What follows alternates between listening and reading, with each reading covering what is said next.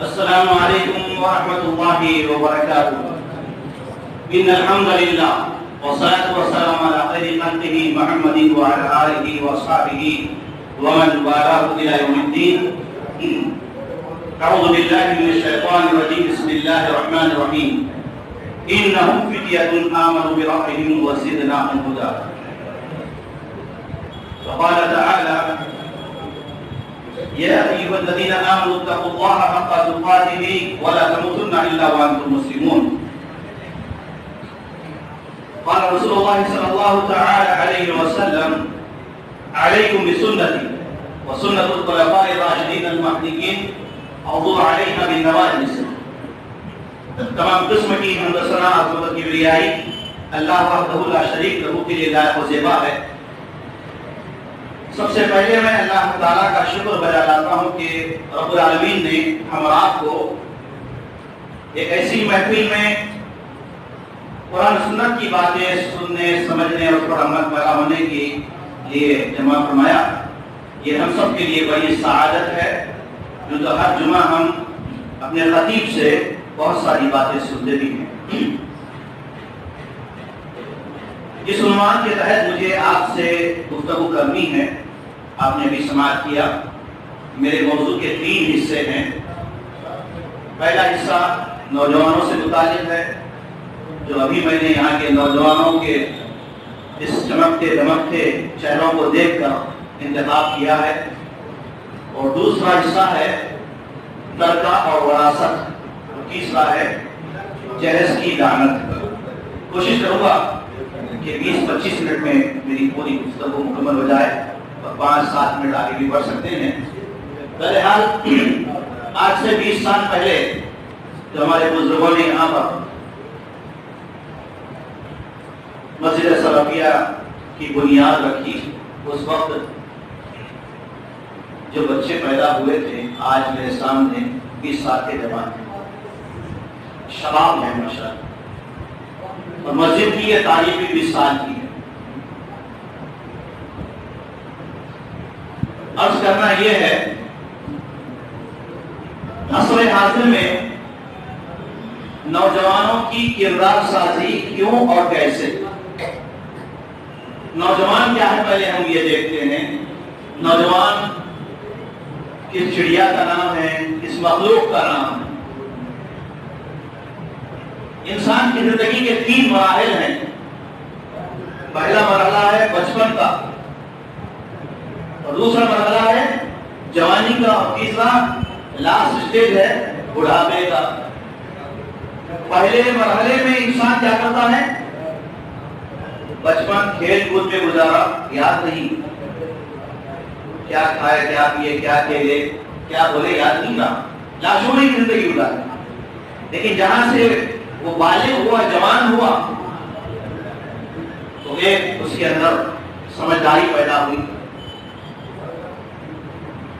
اور پھر اس کے بعد جوانی کی دہلیز پر قدم رکھا تو اور بھی اس کی زندگی کا ہے گویا ٹرننگ پوائنٹ، یہ ٹین ایج، تو اس کے لیے بہت ہی خطرناک موڑ ہوتا ہے۔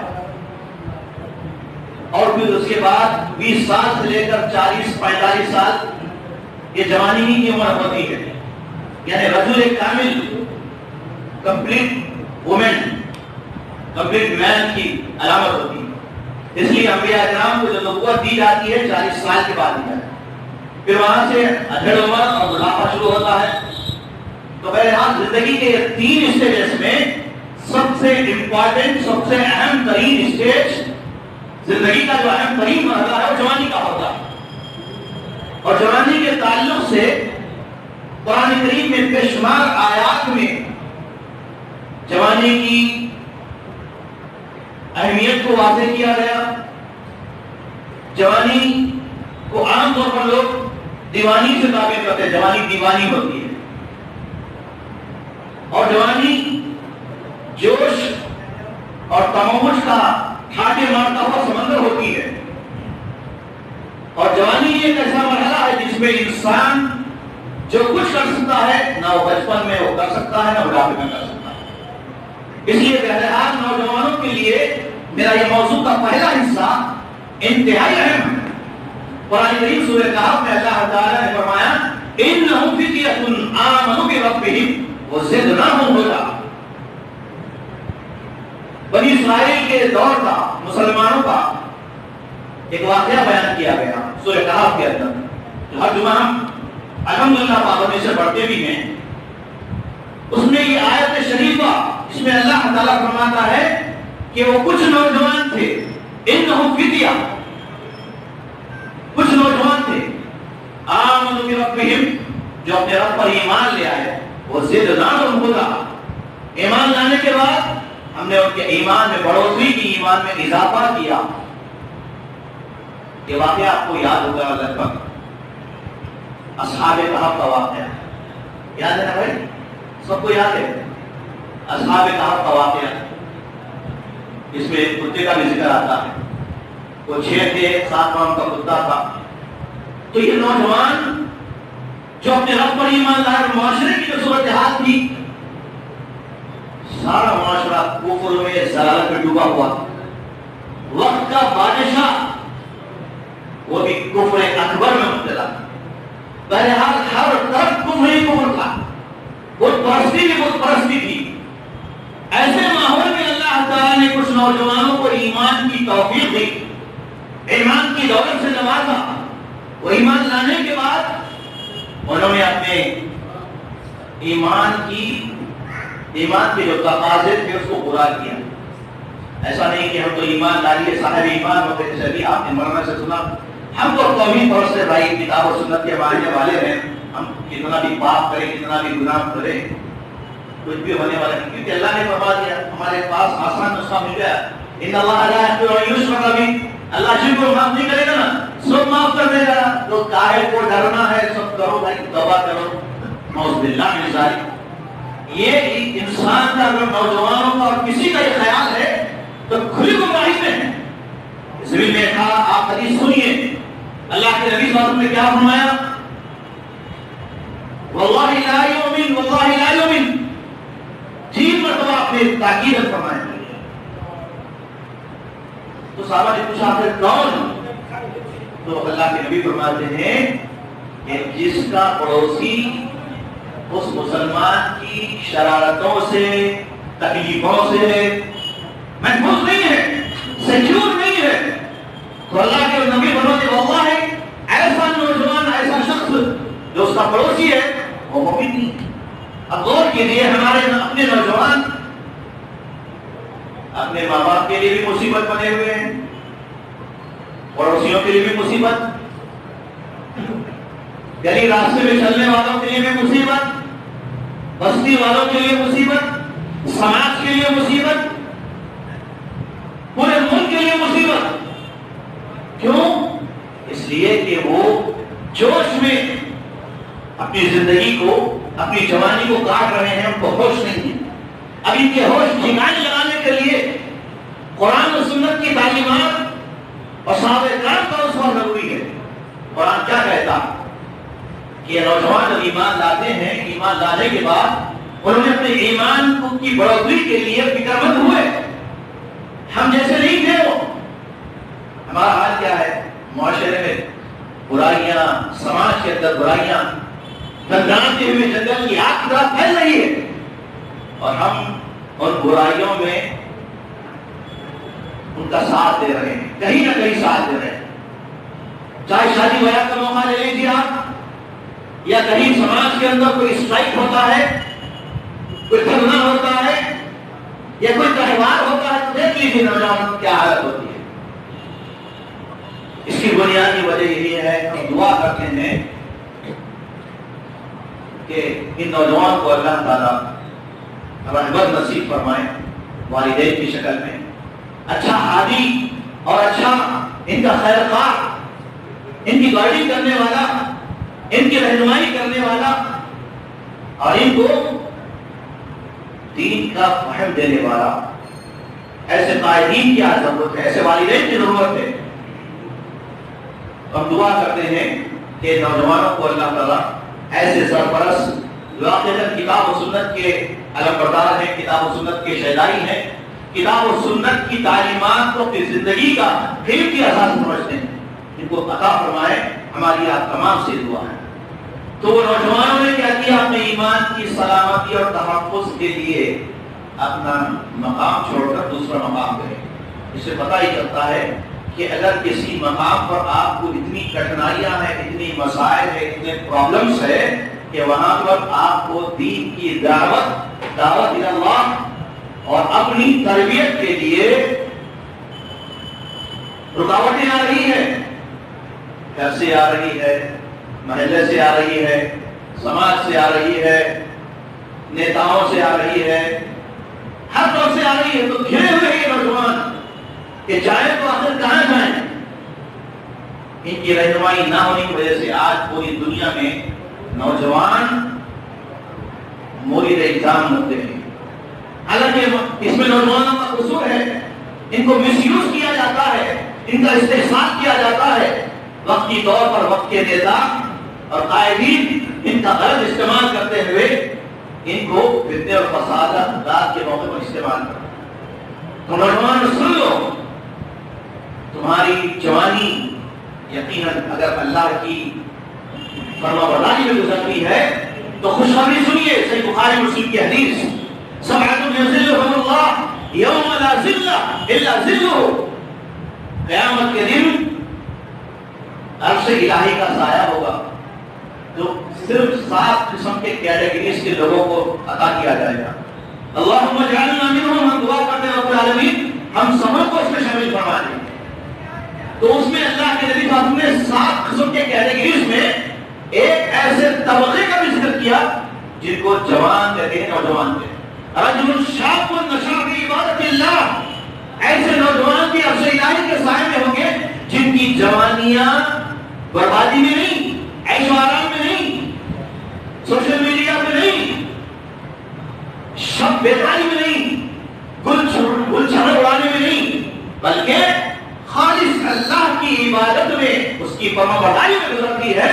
تو اللہ کے نبی صاحب نے ایسے نوجوانوں کو اس دن سایہ نصیب فرمائے گا اللہ تعالیٰ، جبکہ اللہ کے سائے کے سوا کوئی اور شیڈو نہیں ہوگا، کوئی اور امبریلا نہیں ہوگا، صرف اللہ تعالیٰ ان خاص قسم کے لوگوں کو اس میں جمع فرمائے گا۔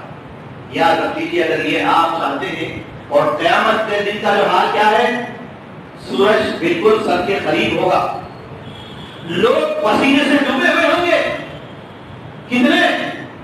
اگر کسی کے گناہ یہ گھٹنے کے برابر تھے تو پسینے میں اتنے ڈوبے ہوئے، کوئی کمر کے برابر، کوئی سینے کے برابر، کوئی سرتابا پسینے سے، گناہوں کا پسینہ ہوگا انسانوں کے اپنے اپنے اعمال کا۔ اس وقت اللہ تعالیٰ صرف انہی لوگوں کو سایہ عطا فرمائے گا جو یہ 7 قسم کے کیٹیگریز میں، اس میں خاص نوجوانوں کا آپ نے ذکر کرنا ہے۔ تو عرض کرنا یہ کہ میرے نوجوان ساتھیوں، آپ کی جوانی یقیناً بہت بڑی امانت ہے، اللہ کی امانت ہے، واللہ آپ اسے ضائع مت کیجیے۔ ہمارے نوجوان جن کو صحیح رہنمائی نہ ہونے کی وجہ سے سوشل میڈیا کا غلط استعمال کر رہے ہیں، 5-5، 8-8، 10-10 گھنٹے، بلکہ اس سے بھی زیادہ ہو سکتا ہے کم و بیش، میری اپنی معلومات کے حساب سے بتا رہا ہوں، میں نے سروے کیا ہے، اور عام طور پر نوجوانوں کی جو ورکنگ ہوتی ہے، ورکنگ آورس نائٹ میں ہوتی ہے، رات میں بڑے محنتی ہوتے ہیں، بہت محنت کرتے ہیں، اتنی محنت کرتے ہیں، صبح امی آواز دیتی بیٹا اٹھو، فجر کا ٹائم ہو گیا، کچھ بھی سنائی دیتا، رات میں تھکی پہ دکھتا ہے، سمجھ لینا، نیٹ پہ سٹ ہو کے بیٹھ گئے ایسے کہ بس وہ چیٹنگ میں چاٹ کے وہ پوری میڈیا کو، سوشل میڈیا کو، پوری دنیا کی معلومات رکھ دیتی ہے، اور تمام میسج ڈالیے، وقت کے سب سے بڑے مہان ہستی بن گئے، میرے اتنے نعرے کرنے والا کوئی بھی نہیں۔ ارے ان کو کیا معلوم آج کا، یہ امام صاحب کو کچھ بھی نہیں معلوم، ہمارے بابا کو کچھ بھی نہیں معلوم، میرے کو اچھا معلوم، ماڈرن دور ہے، اس لیے وہ باپ کی بھی سنتا نہیں، اماں کی بھی نہیں سنتا، اب کس کی سنتا ہے وہ سوال۔ امام صاحب بیان کرتے ہیں، جمعے میں خطبہ ہوتا ہے، قرآن و سنت کے دلائل دیے جاتے ہیں، لیکن اس کی روا میں کچھ اور چلتا رہتا ہے۔ وہ کیا ہے کہ جب تک یہ ہے نا، یہ سیل فون ہمارے نوجوان کا ھذا امام الشباب ہے نا، آج کے ٹوڈے یہ لیڈر ہے، اس کو بنا دیا ہے۔ اب اس کے اندر نوجوانوں کا پوری کیا ہے لائف ہے، پورا دل دماغ اسی میں ہے، اس کا اتنا فرما بردار ہو گیا ہے کسی کی نہیں سنتا ہو۔ تو اس کو کیا کہتے ہیں؟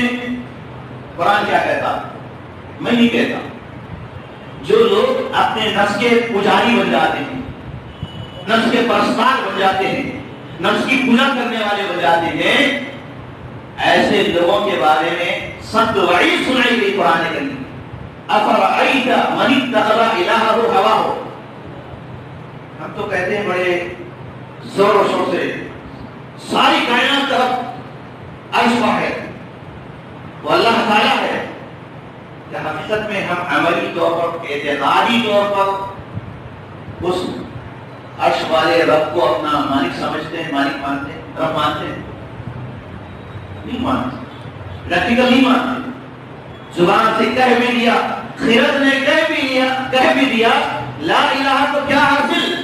خرد یعنی زبان، خرد نے کہہ بھی دیا لا الہ تو کیا حاصل؟ دل اور نگاہ مسلمان نہیں تو کچھ بھی نہیں۔ نہ ہمارا دل مسلمان ہے نہ نگاہ محفوظ نہیں ہے، دل میں گندا ہو چکا ہے، اتنا ناپاک ہوا ہے کہ اقبال کو کہنا پڑا جو میں سر پر سجدہ ہوا کبھی تو زمین سے آنے لگی صدا، تیرا دل تو ہے سرماشنا، تجھے کیا ملے گا نماز میں۔ نوجوانوں، کیا یہ حقیقت نہیں ہے؟ میں آپ کے توسط سے، آپ کے ذریعے سے جتنے نوجوانوں تک میرا میسج پہنچ رہا ان کو سنا۔ الحمدللہ مجھے آپ کے بارے میں حسن ظن ہے، ماشاءاللہ آپ نماز کے پابند ہیں، کتاب و سنت کے پابند ہیں، لیکن آپ کل سلفین داعین، ایک داعی سلفی داعی بنو۔ ایک مسلمان کے لیے سب سے بڑا ٹائٹل کیا ہے بتائیے؟ سب سے بڑا اعزاز کیا ہے؟ اس کا داعی اللہ ہونا، اس کا سلفی ہونا۔ سلفی ہونا بہت بڑا اعزاز ہے۔ کسے کہتے ہیں سلفی؟ کسے کہتے ہیں اہل حدیث؟ صرف آمین بالجہر بولنے والے اور پیر سے پیر لگانے والے، شرک سے بچنے والے کو سلفی نہیں کہتے، بلکہ سلفی کا معنی کیا ہے؟ جو سلف صالحین کے طریقے کو فالو کرتا ہے، جو قرآن و سنت کے ساتھ صحابہ کرام کے منہج کو فالو کرتا ہے، میتھڈ آف صحابہ کو اپنی زندگی میں سمو لیتا ہے، اسے سلفی کہتے ہیں۔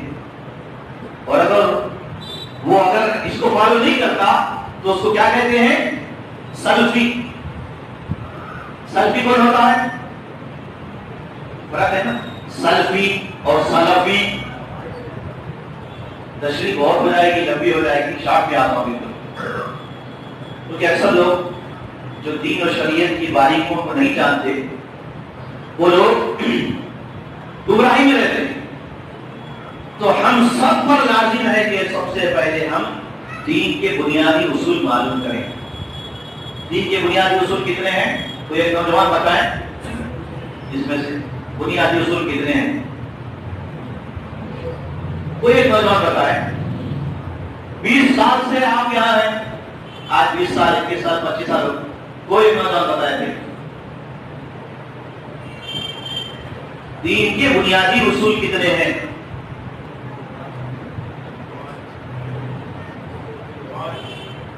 میں تقریر نہیں کر رہا ہوں، تو سوال کر رہا ہوں۔ 5 ارکان اسلام ہیں، اصول ثلاثہ کتنے ہیں؟ دین کے کتنے اصول ہیں؟ 3 ہیں۔ معرفت رب کو پہچاننا، معرفت رسول اللہ صلی اللہ علیہ وسلم کو پہچاننا، معرفت دین کو پہچاننا۔ قبر میں یہی سوال ہوں گے نا، تو یہ 3 سوالات آپ اچھی طرح اس کی پڑھیں گے، جوابات معلوم کریں گے تو قبر میں جواب دے سکیں گے۔ 3 جو ہے آپ کو اصول نہیں معلوم، تعجب ہو رہا ہے مجھے، افسوس کی بات۔ معلوم بھی تھا ان کا، لیکن اچانک میں سوال کرنے سے آپ گھبرا گئے ہوں، گھبرانے کی کوئی ضرورت نہیں، اور ایک سوال کروں گا میں آپ سے، کر سکتا ہوں نہیں؟ تقریر تو ماشاءاللہ بہت سنی ہوئی ہے سب سے اب تک، میں کچھ سوال کرنا چاہتا ہوں، میرا جی چاہتا ہے کہ میں نوجوانوں سے کچھ پوچھوں تاکہ میری بھی اصلاح ہو جائے، آپ کو بھی کچھ سبق ملے۔ میرے پوچھنے کا مقصد یہ نہیں ہے کہ آپ کو نالج نہیں ہے، ماشاءاللہ ہے نالج، لیکن آپ قرآن و سنت کے دلائل پڑھیے، سمجھیے، علماء سے استفادہ کریے، اور ہر ہفتے میں ایک مرتبہ میں گزارش کرتا ہوں کہ مسجد سلفیہ کی انتظامی کمیٹی سے، کی جمعیت کے ذمہ داروں سے، نوجوانوں کے لیے تعلیم بالغان کا انتظام اور ایسے ماہر معلم سلفی عالم دین کو مقرر کر کے ان کو بیسک آف اسلام، پھر اس کی اساسیات کے ساتھ ساتھ فقہی مسائل، صحابہ کرام کی سیرت، ان تمام چیزوں سے واقف کروائے۔ محمد بن عبد الوہاب رحمۃ اللہ علیہ کی ایک کتاب ہے، بہت ہی معرفت العلماء کتاب، اس کی کتاب کا نام بتائیے؟ جی ماشاءاللہ، کتاب التوحید۔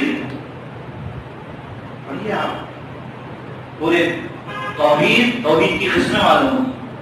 چلیے اور ایک تیسرا سوال، نام لے کے بتاؤ، میں توحید کی کتنے قسمیں ہیں آپ بتائیے سر؟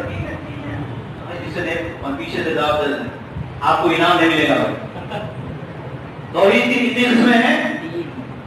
3 قسمیں ہیں۔ پہلی قسم قسم الاول توحید ربوبیت، اور دوسرا توحید الوہیت، اور تیسرا توحید اسماء و صفات۔ یہ تینوں میں امپورٹنٹ کون سا ہے؟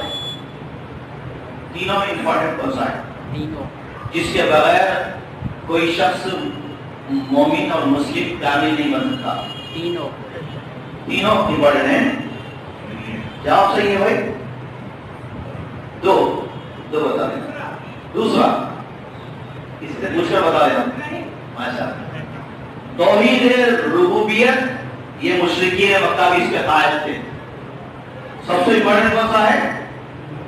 توحید الوہیت، اور توحید الوہیت کو ہی توحید عبادت بھی کہا جاتا ہے، اور اسی توحید عبادت کے لیے اللہ تعالیٰ نے پورے جن و انس کو پیدا کیا۔ کیا دلیل اس کی؟ سورہ ذاریات آیت نمبر 56، وَمَا خَلَقْتُ الْجِنَّ وَالْإِنسَ إِلَّا لِيَعْبُدُونِ إِلَّا لِيُوَحِّدُونِ۔ اللہ تعالیٰ فرماتا ہے کہ میں نے جن و انس کو، انسانوں کو اور جنوں کو صرف اپنی عبادت کے لیے پیدا کیا۔ تو یہ دلیل ہے اس بات کی کہ آپ کی کوئی عبادت قبول نہیں ہوگی جب تک کہ اس عبادت میں توحید نہیں ہوگی۔ اب آپ دیکھیے کہ کسی ایک لفظ پر آج دنیا کے سارے مسلمان عبادت کر رہے ہیں، کر رہے نہیں کر رہے، مگر کیا واقعی توحید عبادت کر رہے ہو؟ ان کی عبادت توحید والی عبادت ہے؟ نہیں ہے، تھوڑے لوگوں کی ہے۔ تو ہم کو اسی اصول کی دعوت دینا ہے، اور اسی دعوت توحید کے لیے اللہ کے نبی صلی اللہ علیہ وسلم مکہ مکرمہ میں 13 سال اور مدینہ منورہ میں 10 سال ان تک کوشش کی ہے، رات و دن۔ امت کی اتنی فکر تھی، لعلک باخع نفسک علی آثارہم ان لم یؤمنوا بہذا الحدیث اسفا۔ کیا وہ طرف، وہ لگن، وہ محنت ہم کو آج ہے؟ ہم تو کیا ہے، سال 6 مہینے میں ایک مرتبہ کوئی جلسہ، کوئی اجتماع رکھ لیتے ہیں، پھر اس کے بعد آزاد نہیں ہونا چاہیے۔ زندگی کا ہر لمحہ اللہ کی طرف سے امانت ہے، نعمت ہے، وقت فرصت ہے، جہاں کام ابھی باقی ہے، نور توحید کا اتمام ابھی باقی ہے۔ میرے نوجوانوں، میں اور بہت ساری باتیں کہہ سکتا تھا، لیکن وقت بڑی تیزی سے گزر رہا ہے، مجھے اور 2 عناوین پر بولنا ہے، اس کو میں انشاءاللہ 4-5 منٹ میں مکمل کروں۔ تو پہلا یعنی دوسرا عنوان ہے جہیز۔ جہیز کے بارے میں آپ کا کیا خیال ہے؟ یہ زندوں کو دیا جاتا ہے یا مردوں کو؟ جہیز کس کو دیا جاتا؟ ماشاءاللہ بہت شاید کل کی تقریر یاد ہے. کیوں بولیں گے؟ مردے کو کیا دیا جاتا؟ کفن، خوشبو، بیری کا پتا دیا جاتا نا. یہ سب چیزیں جو دی جاتی ہے مردے کو، وہ مانگتا تو نہیں ہے لیکن آپ کو دینا ہی پڑتا ہو. تو اس کو کیا کہتے ہیں؟ تجہیز و تکفین. تجہیز کے معنی تیاری کرنا، کفن دفن کی تیاری کرنا.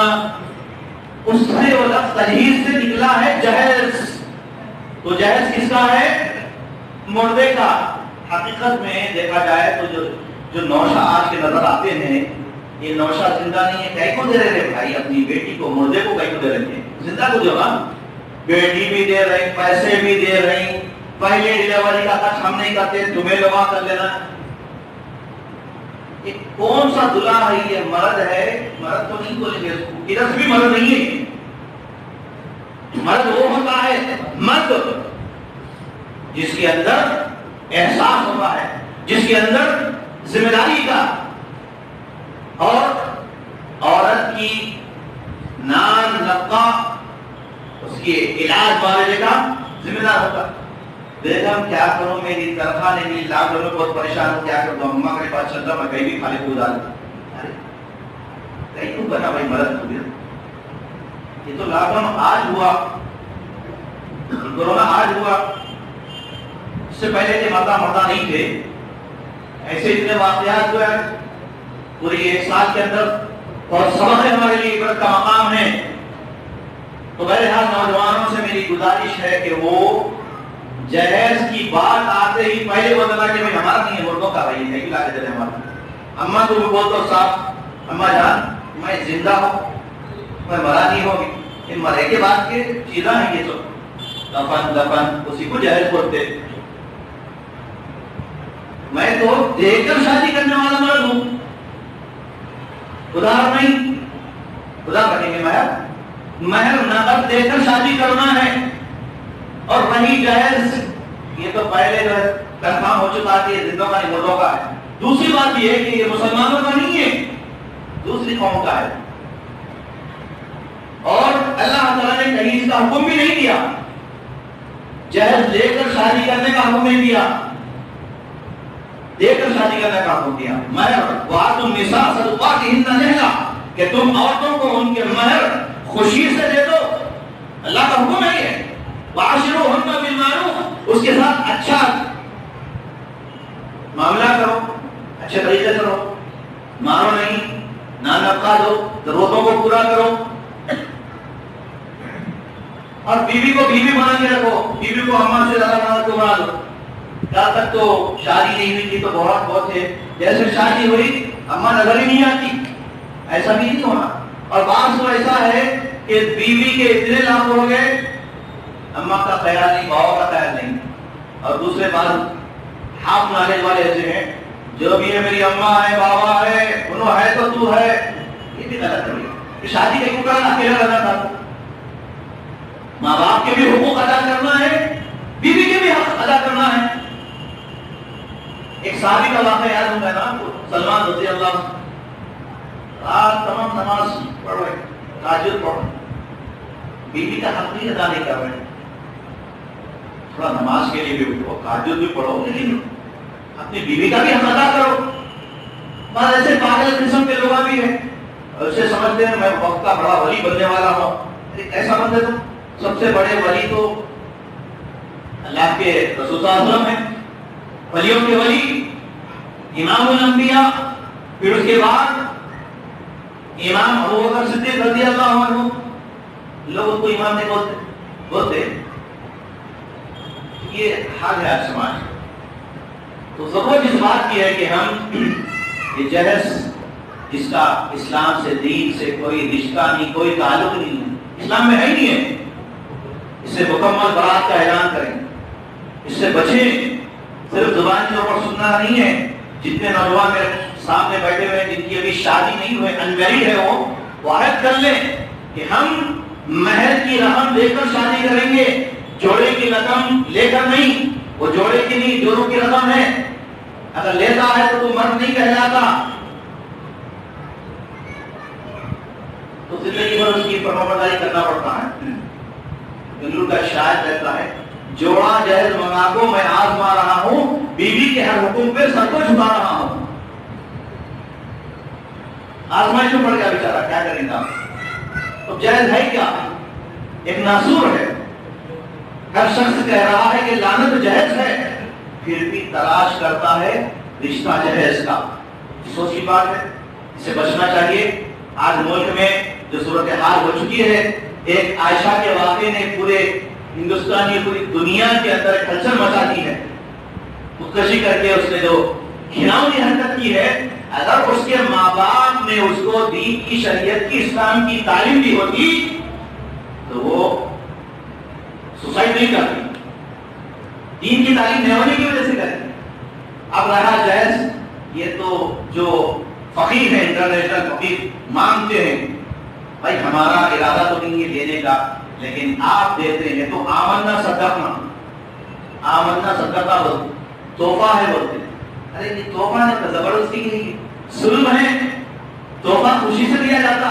پوچھ کر دیکھو اس کے دل سے، اس باپ سے جو کئی برسوں کی محنت کی کمائی ایک ہی دن میں اپنی بیٹی کے جہیز کے لیے نکال دیتا ہے۔ اور کتنے ایسے گھرانے ہیں جنہوں نے اپنے گھروں کو بیچ کر، اپنی جائیداد کو، پراپرٹیوں کو بیچ کر، اپنے کھیتوں کو بیچ کر بیٹیوں کی شادیاں کر کے خود روڈ پر آ گئے۔ کیا وہ نہیں آتا تم؟ زمانے جاہلیت میں لوگ مرنے کے بعد زندہ گاڑ دیتے تھے، بچی پیدا ہونے کے بعد اس کو گاڑ دیتے تھے۔ آج بچی جان ہونے کے بعد جہیز کی ڈولی نہیں، جہیز کے ڈولے کے ساتھ بھیج رہے ہیں۔ جب تو کبھی نہیں آتے تو سوچ لیجیے۔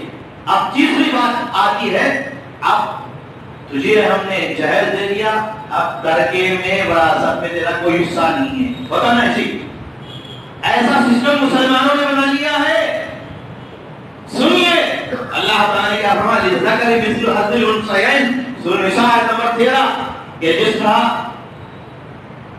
مردوں کا حصہ ہے، عورتوں کا بھی حصہ مقرر کیا ہے۔ وراثت سے لڑکی کو محروم کر کے جہیز دے دینا اور یہ سمجھنا کہ ہم نے بیٹی کا حق ادا کر دیا، بڑی نادانی ہے، بہت بڑا ظلم ہے یہ۔ تو لڑکیوں کو جہیز سے پہلے دین کی تعلیم دو، اور مرنے کے بعد تمہارے ترکے سے بچیوں کو بھی وراثت میں حق ملنا چاہیے۔ میں اپنی بات کو ختم کرتا ہوں چونکہ 9:15 ہو چکے ہیں۔ آخر میں چونکہ ابھی ہمارے کچھ شادی شدہ بزرگ حضرات بھی بیٹھے ہیں، 5 پوائنٹس آپ کے سامنے بتاتا ہوں کہ میاں بیوی کے حقوق کیا ہیں۔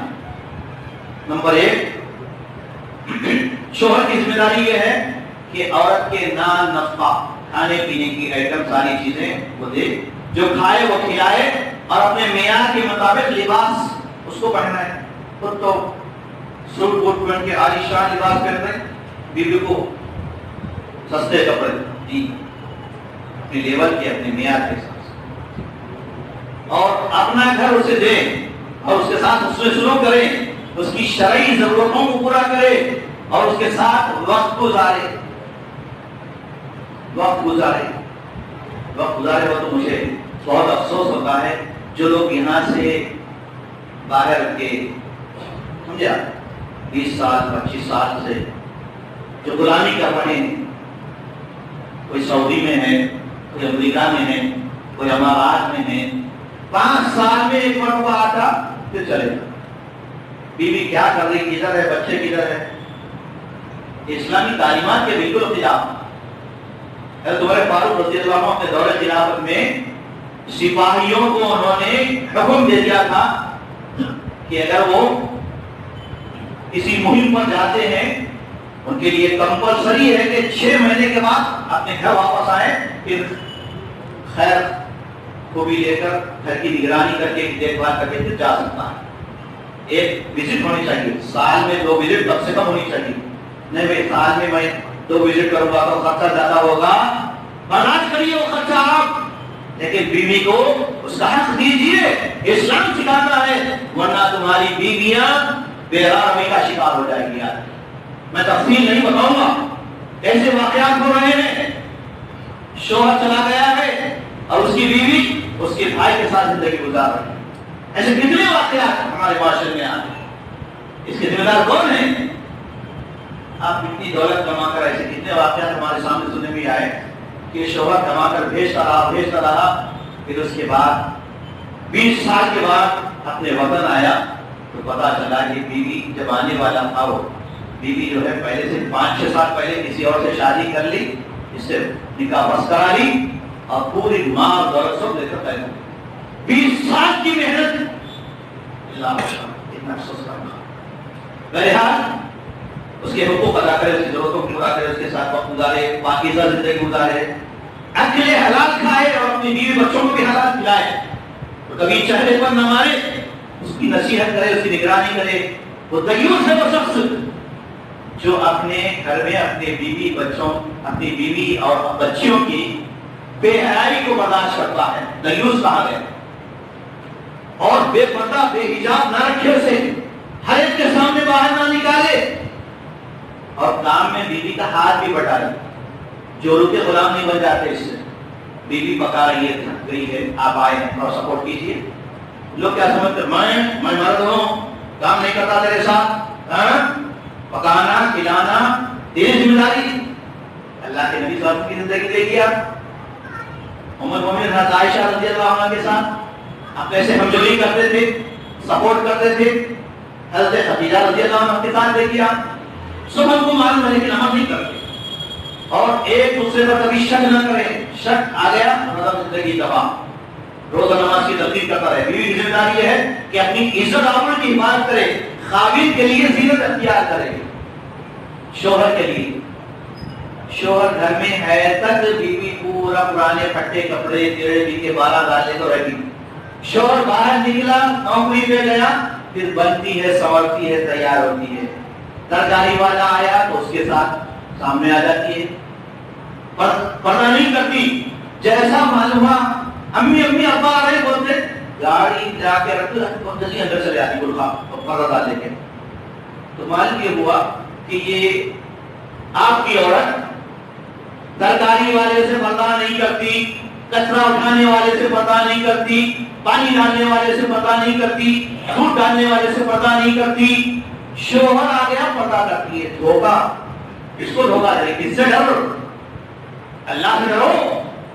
میری ماؤں بہنوں، اسلامی خواتین سنیے، آپ کی ذمہ داری ہے شوہر کا حکم مانے، خیر کے کام میں، بھلے کام میں۔ شرک کا حکم دے رہا ہے، درگاہ پہ جھکنے کا حکم دے رہا ہے، تعویذ گھنٹے پلیتے لٹکانے کا حکم دے رہا، نہیں ماننا۔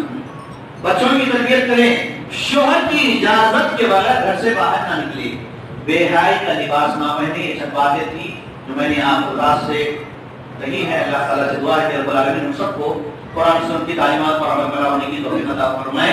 آمین۔ سبحان ربک رب العزت عما یصفون، سلام علی المرسلین والحمد للہ رب العالمین۔